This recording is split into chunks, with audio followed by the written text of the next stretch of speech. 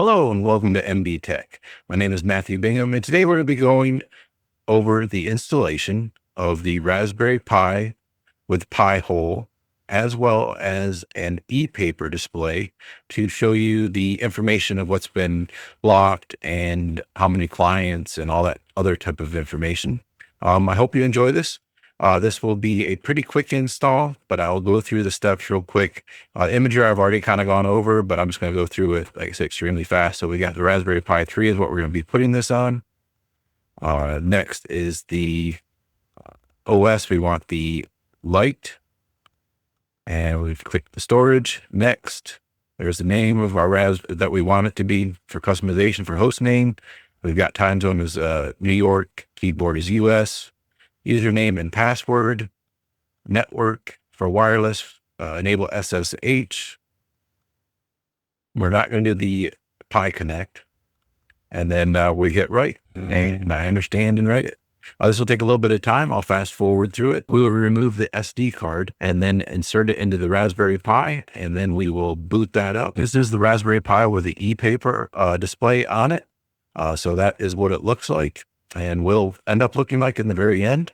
But we'll start this all the way from scratch and get this going. It is almost at 100% here on the verifying. And once that's done, it will actually say that it's been finished.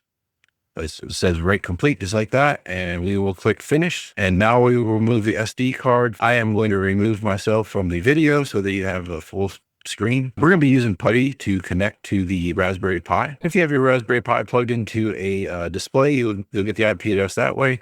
Another way is you can actually look on your router or your DHCP server, and it should give you that information as well. So IP address is for mine is 192.168.10.152. So we'll open that. You will use the name and the password that you used to set that up with. We're going to go through the steps that are going to be on the Gidia site. So that information will be put up for everybody.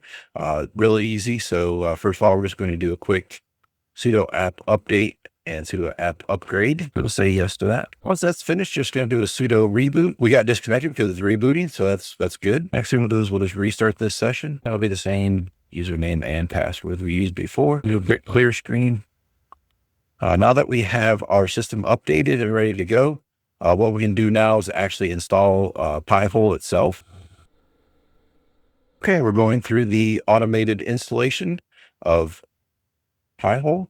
We'll say okay to this. If you want to donate, here we are going to say continue because we do have a static IP address. It's also reserved, so it's taken care of, so it will not change. So it's highly recommended that you use a static IP address. Until you're there, we're just going to use Google. You can use the other ones if you'd like. And now it's asking if I want to actually use a unified host list that has block ads and stuff like that. It's Stephen Black's is what it's called. So we're going to use that. And we will enable that and we'll show everything. Everything seems to be going as planned. Here is our final screen. So this tells you how to get to it by IP address or by name, and then the actual password. Now, this password, we want to definitely change after it initially, but we're going to reboot and we're going to reconnect by restarting the session. Same username, password, and we'll do a sudo Pi-hole. And that just shows us our versions and stuff like that. So now we're actually going to go to a web page, and we're going to put that IP address in, maybe HTTP, and here's where we're logged into Pi-hole. Now we need to make sure that we put the password in there. So what we can do is put the password in that you wrote down, or if you took a screenshot from it. Okay, we are logged into our Pi-hole. So everything looks good. We've got our block list, so everything seems to be working that way as well. We're running the latest and greatest versions.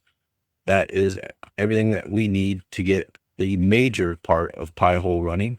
The next thing is to make sure that your DNS is set up to your client so that they use this as the DNS server in your DHCP settings, or you can set it actually on the system themselves to point to this IP address, and they will get the ads blocked and all the other good stuff.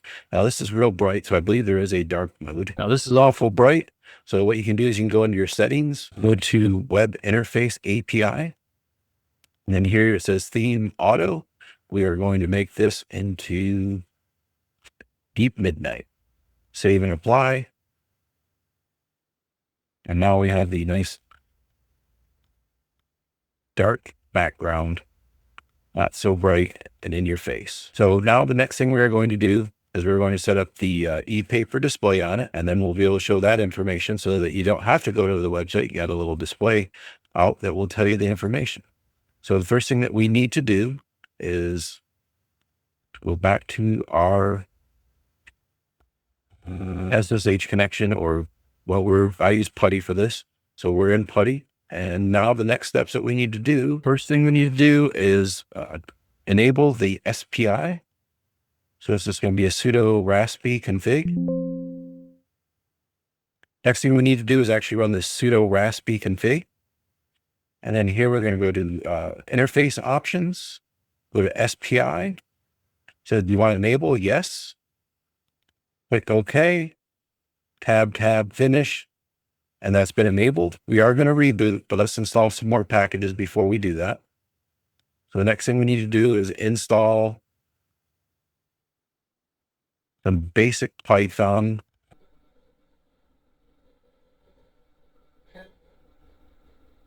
So those packages installed, everything looks good that way.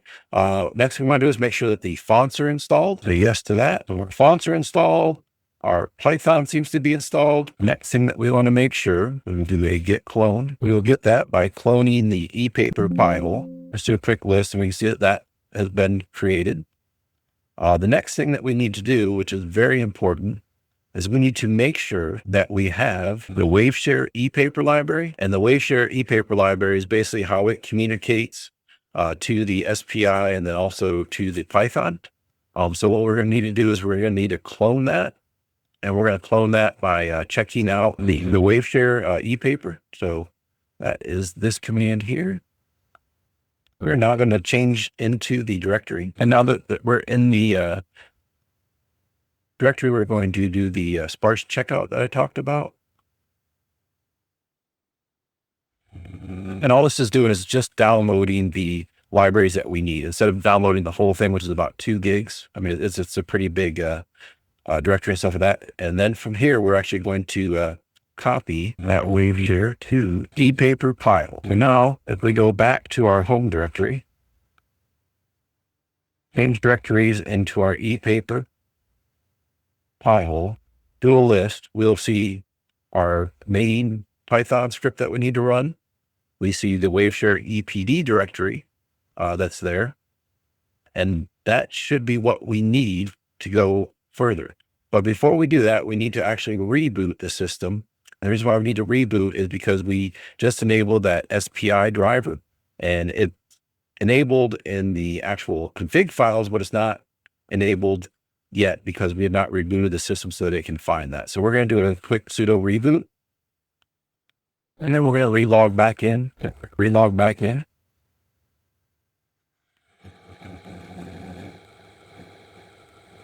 logged in, going to do a quick clear. And then from here, we are just going to take a look again into the ePaper. And here we just need to verify. We'll do a nano ePaper pi hole. And then what we're going to do here is we're going to verify that we are using CLI, so that's true.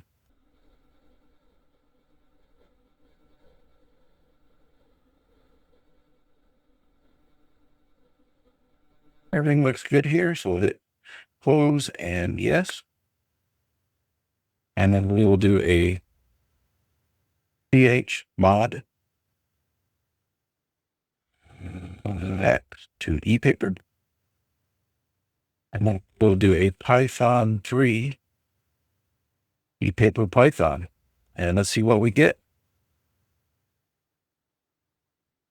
Fetching the stats. Everything looks good on the display. As you can see, it's showing exactly what we have between 9 and 2. So everything looks right. Our display showing right. Everything looks good. Hope you enjoyed that installation. That was installation of Pi-hole on a Raspberry Pi 3.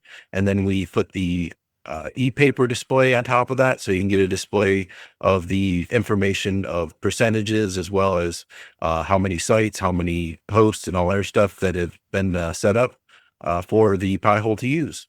I hope you enjoyed that. If you would, please like and subscribe. Again, thank you and have a great rest of the day.